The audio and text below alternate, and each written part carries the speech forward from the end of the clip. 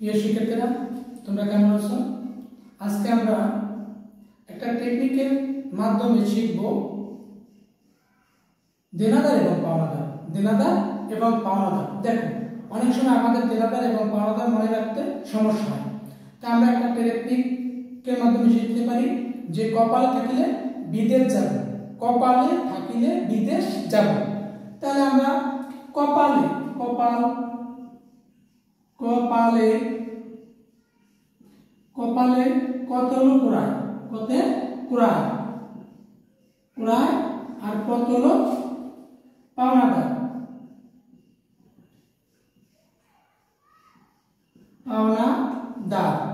আমরা মনে রাখতে পারি কি কপালে থাকলে বিদেশ যাব, কতে কপাল, কতে কুড়ায়, কতে পাওনাদার, কুড়ার সাথে পাওনাদার। আর একটা লিখতে পারি বিদেশ, বিদেশ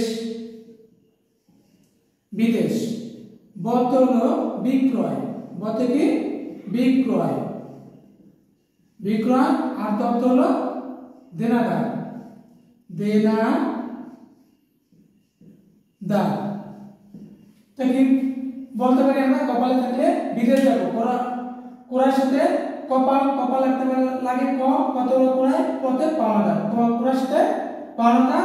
আর বিদেশ কাটতে লাগে বতে বিক্রয়, দতে দেনাদার। আর বিক্রয়ের সাথে থাকে দেনাদার, কুড়ার সাথে পাওনাদার, বিক্রয়ের সাথে দেনাদার। কপালে থাকলে বিদেশ যাব, কতে কুড়ায়, কুড়ার সাথে পাওনাদার, বতে বিক্রয়, বতে বিক্রয়, বিক্রয়ের সাথে দেনাদার।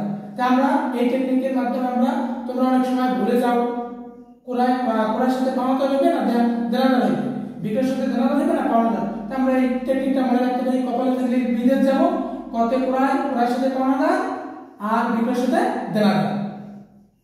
দেখো খুব সহজ একটা টেকনিক।